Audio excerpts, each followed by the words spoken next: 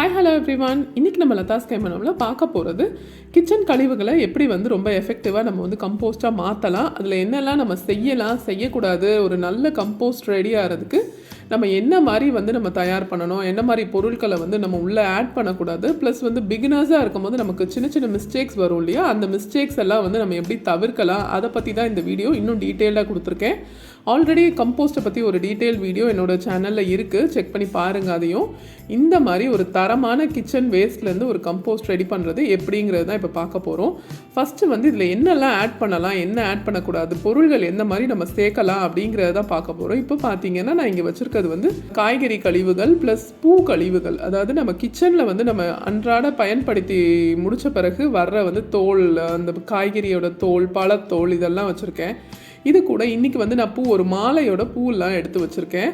பூ அப்புறம் இந்த தோல் இதெல்லாம் ரொம்ப நியூட்ரிஷன் ரிச். இதெல்லாம் நம்ம கம்போஸ்ட்டாக மாற்றும் போது நம்ம மண்ணே ரொம்ப ஒரு சத்தான மண் அப்படியே சொல்லலாம் நம்ம. ஸோ இந்த மாதிரி நம்ம டெய்லி கிச்சன் வேஸ்ட் கிடைக்கிற எல்லாத்தையுமே நம்ம ஆட் பண்ணிக்கலாம். என்ன நம்ம எல்லாமே கட் பண்ணி ஆட் பண்ணணும். ரொம்ப பெருசாக நம்ம இந்த கம்போஸ்ட்குள்ளே ஆட் பண்ணிட்டோம்னா அது மக்கிறதுக்கு கூட கொஞ்சம் டைம் எடுத்துக்கும். ஸோ நீங்கள் எப்போ கம்போஸ்ட்டுக்கான பொருள்கள் ஆட் பண்ணுறதா இருந்தாலும் கொஞ்சம் காஞ்சா மாதிரி இருக்கணும். ப்ளஸ் கொஞ்சம் சின்ன பீசஸாக இருந்துச்சுன்னா ஈஸியாக கம்போஸ்ட் ஆகிறதுக்கு நமக்கு ஹெல்ப்ஃபுல்லாக இருக்கும்.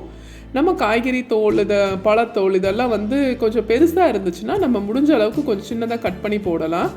ஸோ இந்த மாதிரி உருளைக்கிழங்கு வேக வச்ச தோல் எல்லாமே இதில் ஆட் பண்ணிக்கலாம். நீங்கள் டெய்லி கிச்சனில் வர்ற வேஸ்ட் எல்லாம் ஆட் பண்ணிக்கலாம். இது கூட நான் இன்றைக்கி பூ கழிவுகளையும் எடுத்திருக்கேன். இதையும் நீங்கள் ஆட் பண்ணலாம். நல்லா கொஞ்சம் ஒன் டே நீங்கள் காய விட்டுட்டிங்கன்னா இந்த மாதிரி நல்லா காஞ்சிரும் பூ. இதையும் நீங்கள் ஆட் பண்ணலாம்.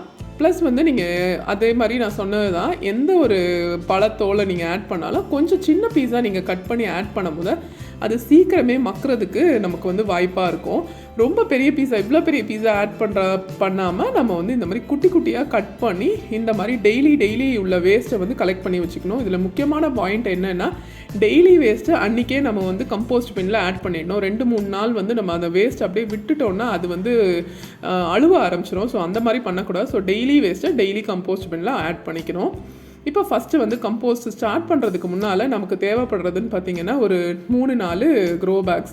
இந்த மாதிரி ஒரு பெரிய க்ரோ பேக் எடுத்திருக்கேன். இதில் எல்லா இடத்துலையும் நான் கொஞ்சம் ஓட்டை போட்டு வச்சுருக்கேன். கம்போஸ்ட்டுக்கு ரொம்ப முக்கியமான தேவைன்னு பார்த்தீங்கன்னா காற்று கொஞ்சம் ஏர் சர்க்குலேஷன் இருக்கணும். ஸோ அதுக்காக இந்த மாதிரி ஓட்டை போட்டு வச்சுருக்கேன். அதுக்கப்புறம் நம்ம டெய்லி நம்ம கிச்சனில் கிடைக்கக்கூடிய காய்கறி வேஸ்ட். இதில் பார்த்தீங்கன்னா நான் இன்றைக்கி பலாப்பழத்தோல் கூட எடுத்து வச்சுருக்கேன். பலாப்பழ சீசனில் நான் இந்த வீடியோ எடுத்தேன். ஸோ அதோட தோலையும் இந்த மாதிரி நல்லா குட்டியாக கட் பண்ணி வச்சுருக்கேன். இது கூட நம்ம பட்டாணியோட தோல், பூண்டு தோல், வெங்காயத்தோல் எல்லாமே நம்ம இதில் நான் எடுத்து வச்சுருக்கேன். இந்த கம்போஸ்ட், இந்த காய்கறி கழிவுகள் கூட முட்டை ஓடு இதெல்லாம் கூட நான் எடுத்து வச்சுருக்கேன். அது கூட நமக்கு தேவைப்படுற பொருள்னு பார்த்தீங்கன்னா புளிச்ச மோர். ஒரு 2-3 நாள் தயிர் கொஞ்சம் தண்ணி ஊற்றிட்டு வெளியே விட்டுட்டிங்கன்னா நல்லா புளிச்சு போயிடும். அது கூட கொக்கோபிட், நமக்கு ஒரு 2 கைப்பிடி அளவுக்கு கொக்கோபிட் தேவைப்படும். இந்த 3 பொருளை வச்சு நம்ம ரொம்ப எஃபெக்டிவான ஒரு கம்போஸ்ட் கிச்சன் வேஸ்ட்லேருந்து ரெடி பண்ணிடலாம். ஸோ இந்த மாதிரி ஒரு பெரிய க்ரோ பேக் எடுத்துக்கோங்க. இது ஃபில் ஆக நம்ம சின்ன க்ரோ பேக்கில் சேர்த்து நம்ம அதை உள்ளே எடுத்து வச்சிடலாம். ஸோ இப்போ ஃபஸ்ட்டு ஒரு 2 பவுல் அளவுக்கு நான் கொக்கோபிட் பேஸில் ஆட் பண்ணுறேன். நீங்கள் எப்போ காய்கறி கழிவுகளை ஆட் பண்ணுறதா இருந்தாலும் அதுக்கு ஒரு 2 கைப்பிடி அளவுக்கு அதுக்கு ஈக்குவலண்ட் அமௌண்ட்டாக நம்ம கொக்கோபிட் ஆட் பண்ணிக்கணும். ஸோ இப்போ நான் எடுத்து வச்சுருக்க காய்கறி கழிவுகள், டெய்லி உள்ள காய்கறி கழிவுகள் தான் நான் இப்போ எடுத்து வச்சுருக்கேன். ஸோ இதை உள்ளே ஆட் பண்ணிக்கலாம். இதில் நிறைய பூண்டு தோல், வெங்காயத்தோல் இந்த மாதிரிலாம் நான் எடுத்து வச்சுருக்கேன். இது எனக்கு இன்றைக்கி கிச்சன் வேஸ்ட்லேருந்து கிடச்சது. பூண்டு தோல், வெங்காயத்தோல் நீங்கள் போட்டிங்கன்னா நல்ல ஒரு ஏர் சர்க்குலேஷன் இருக்கும் நம்மளோட கம்போஸ்ட்டில். ஸோ அது கண்டிப்பாக ஆட் பண்ணிக்கோங்க. இந்த மாதிரி நல்லா மிக்ஸ் பண்ணி விட்டுறலாம். அந்த கொக்கோபிட்டும் அதுக்கப்புறமா நம்ம போட்ட காய்கறி கழிவுகளும் நல்லா மிக்ஸ் ஆகிற அளவுக்கு இந்த மாதிரி நம்ம மிக்ஸ் பண்ணி விட்டுறலாம். முடிஞ்ச அளவுக்கு நம்ம அதெல்லாம் கொஞ்சம் அந்த முட்டை ஓடுகள்லாம் கொஞ்சம் உடச்சி கூட விடலாம். இப்போ நான் எடுத்து வச்சுருக்க புளிச்ச மோர் ஒரு 2-3 நாள் நல்லா புளிக்க விட்டுறணும் மோரை. ஸோ அந்த மாதிரி இதில் இப்போ ஃபஸ்ட்டு டைம் இதில் ஆட் பண்ணி அதையும் நல்லா மிக்ஸ் பண்ணி விட்டுறலாம்.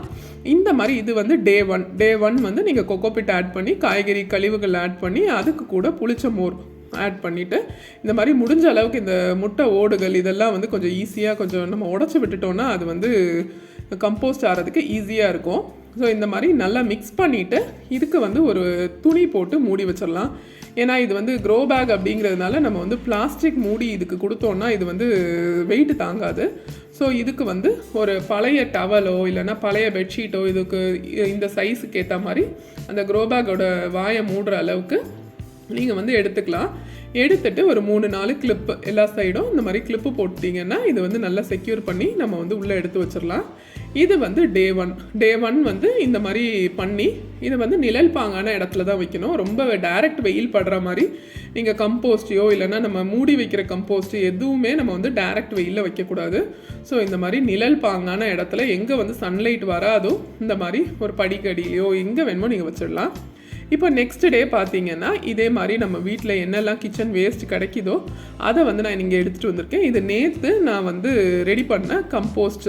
நான் நேற்று திங்ஸ் எல்லாம் ஆட் பண்ணியிருந்தேன் இல்லையா. ஸோ இது வந்து பார்த்தீங்கன்னா உங்களுக்கே தெரியும் இதில் சுத்தமாக உங்களுக்கு பேட் ஸ்மெல்லே வராது. நீங்கள் டெய்லி கம்போஸ்ட் ஆட் பண்ணி பாருங்கள், உங்களுக்கு சுத்தமாக கொஞ்சம் கூட பேட் ஸ்மெல்லே வராமல் ரொம்ப நல்ல கம்போஸ்ட் ரெடி ஆகிடும். ஸோ இந்த மாதிரி நான் டே 2லேயும் இதே மாதிரி நான் கம்போஸ்ட் நம்ம காய்கறி கழிவுகள் வந்து இப்போ நான் ஃபஸ்ட்டு ஆட் பண்ணிக்கிறேன். நம்ம எந்த அளவுக்கு காய்கறி கழிவுகள் ஆட் பண்ணுறோமோ அதுக்கேற்ற மாதிரி ஒரு 2 கைப்பிடி அளவுக்கு நம்ம கொக்கோபிட் வந்து ஆட் பண்ணிக்கணும். எப்போ டே 2 டே 3 எல்லாமே வந்து காய்கறி கழிவுகள் கொக்கோபிட் இந்த மாதிரி ஆட் பண்ணிவிட்டு நான் இப்போ நல்லா மிக்ஸ் பண்ணிக்கலாம். நல்லா மிக்ஸ் பண்ணி விட்டுட்டு நம்ம வந்து வாரத்தில் ஒரு நாள் மட்டும் புளிச்ச மோர் தெளித்தா போதும். அதே மாதிரி ஒரு 3 நாளைக்கு ஒரு நேரம் வந்து கொஞ்சம் தண்ணி, ஏன்னா வந்து கம்போஸ்டில் ரொம்ப முக்கியம்னு பார்த்தீங்கன்னா அந்த மாய்ஸ்சர் கண்டென்ட். ஸோ இப்போ வந்து ஒரு 3 டேஸ் கழித்து நான் வந்து கொஞ்சமாக தண்ணி இதுக்கு வந்து ஆட் பண்ணுறேன். ஸோ மாய்ஸ்சர் கண்டென்ட் வந்து காஞ்சி போகாமல் இருக்கணும். ஸோ அதுக்காக நீங்கள் வந்து ஒரு கப் அளவுக்கு தண்ணி இதில் ஆட் பண்ணி நல்லா மிக்ஸ் பண்ணி விட்டுறலாம். ஆனால் நீங்கள் அதுவுமே வந்து நீங்கள் கம்போஸ்டோட டெக்ஸ்டரை பார்த்துட்டு நீங்கள் தண்ணி ஆட் பண்ணுங்கள். தண்ணி அதாவது மாய்ஸ்சர் இல்லைன்னா தண்ணி ஆட் பண்ணிக்கலாம். இல்லை கொஞ்சம் ஈரப்பதமாக தான் இருக்குது நம்மளோட கம்போஸ்ட் அப்படின்னா நீங்கள் தண்ணி கூட ஆட் பண்ண தேவையில்லை. வாரத்துக்கு ஒரு நாள் நல்ல புளிச்ச மோர் வந்து இதில் ஆட் பண்ணி நம்ம கொடுத்தாலே போதும், நம்மளோட கம்போஸ்ட் வந்து ரெடி ஆயிரும். ஸோ இந்த மாதிரி கிட்டத்தட்ட ஒரு 25லேருந்து ஒரு 28 நாள் ஆன கிச்சன் வேஸ்ட்டை வந்து இந்த மாதிரி டெய்லி நான் வந்து கிச்சன் வேஸ்ட் ப்ளஸ் வந்து கொக்கோபிட் ஆட் பண்ணிவிட்டு வாரத்துக்கு ஒரு நாள் மட்டும் மோர் தெளித்து விட்டுருக்கேன். ஸோ அதுக்கு அந்த மாதிரியான கம்போஸ்ட்டு இங்கே நான் ரெடி பண்ணி வச்சுருக்கேன். இப்போ பார்த்தீங்கன்னா தெரியும் நம்ம ஃபஸ்ட்டு போட்ட கொக்கோபிட்டோட கலர் என்ன, ஒரு 25-28 நாளில் எந்த அளவு நல்லா டார்க்காக மக்கியிருக்கு பார்த்தீங்களா. ஸோ இந்த மாதிரி கொஞ்சம் சேர்ந்ததுக்கு அப்புறமா நம்ம ஒரு சின்ன க்ரோ பேக்கில் இதை வந்து நம்ம ட்ரான்ஸ்ஃபர் பண்ணிக்கலாம். இந்த பெரிய க்ரோ பேக் நம்ம ஆஸ் யூஷுவல் வந்து நம்மளோட காய்கறி கழிவுகள் போடுறதுக்கு யூஸ் பண்ணிக்கலாம். இந்த சின்ன க்ரோ பேக்கில் ஒரு 1/3 வந்து நம்ம ஃபில் பண்ணிவிட்டு கொஞ்சம் புளிச்ச மோர் வந்து இதில் நல்லா ஆட் பண்ணிவிட்டு அதுக்கு மேலே நம்ம வந்து இந்த காய்கறி கழிவுகளை நம்ம போட்டுக்கலாம். இந்த மாதிரி எவ்வளோ காய்கறி கழிவுகள்லாம் ஆப்வியஸாக தெரியுது பார்த்தீங்களா. இது ஒரு 2 மாதம் நம்ம மக்க வச்சதுக்கப்புறமா சுத்தமாக ஒன்றுமே தெரியாது, அந்த அளவுக்கு நல்லா மக்கி போயிருக்கோம் நம்மளோட காய்கறி கழிவுகள்லாம். ஸோ இந்த மாதிரி நம்ம மேலே ஆட் பண்ணிக்கலாம். அந்த காய்கறி கழிவுகள் நம்ம போட்டு வச்சுருக்கோம் இல்லையா. ஸோ இந்த மாதிரி ஃபுல் க்ரோ பேக் நம்ம ஆட் பண்ணிவிட்டு மேலேயும் ஒரு லேயர் ஆஃப் புளிச்ச மோர் தெளிச்சுட்டு அதே மாதிரி ஒரு துணி போட்டு மூடி வச்சிடலாம். இது வந்து நல்ல அப் டு த பிரிம் வரைக்கும் நான் இன்றைக்கி எடுத்து வச்சுருக்கேன். ஸோ இந்த மாதிரி கிளிப்பு போடுறப்போ நீங்கள் இதை க்ளோஸ் பண்ணுறப்போ நீங்கள் டேட்டை இன்றைக்கி என்ன டேட்டோ அதை வந்து நீங்கள் இந்த மாதிரி போட்டு வச்சிட்டிங்கன்னா நம்ம வந்து இதை ஒரு 2 மாதம் டிஸ்டர்பே பண்ணாமல் அப்படியே விட்டுற போகிறோம். ஸோ இந்த மாதிரி நான் ரெடி பண்ண கம்போஸ்ட் பேக்கை அதோட டேட்டையும் நான் ஆட் பண்ணிவிட்டு நான் வந்து இங்கே எடுத்து வச்சுருக்கேன். இப்போ பார்த்தீங்கன்னா உங்களுக்கே தெரியும் இந்த மாதிரி நான் டேட்டையும் அது கூட பின் பண்ணி எடுத்து வச்சுருவேன். ஸோ 2 months கழித்து நமக்கு எடுக்கிறதுக்கு ரொம்ப ஈஸியாக இருக்கும். ஸோ இந்த மாதிரி ஒரு 2 மாதம் கழித்து நம்மளோட கம்போஸ்ட்டை வந்து திறந்து பார்த்தீங்கன்னா உங்களுக்கு தெரியும். இப்போ பார்த்தீங்களா எவ்வளோ அழகாக ரெடியாக இருக்குது. நல்லா உங்களுக்கு அது சைஸும் குறைஞ்சி வந்திருக்கும். எவ்வளோ நம்ம எப்படி காய்கறி கழிவுகள்லாம் முழுசாக வச்சுருந்தோம், ஆனால் இந்த மாதிரி எவ்வளோ நல்ல ஒரு கம்போஸ்ட்டாக ரெடியாக இருக்குது அப்படிங்கிறது உங்களுக்கு தெரியும். இந்த கம்போஸ்ட்டில் நீங்கள் டைரெக்டாக செடி வைக்கலாம், ரொம்ப ஹெல்த்தி.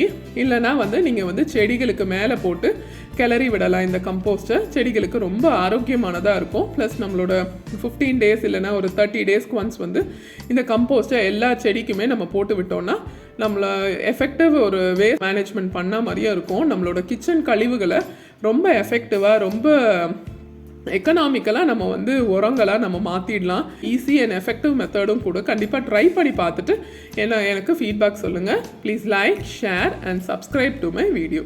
தேங்க்யூ.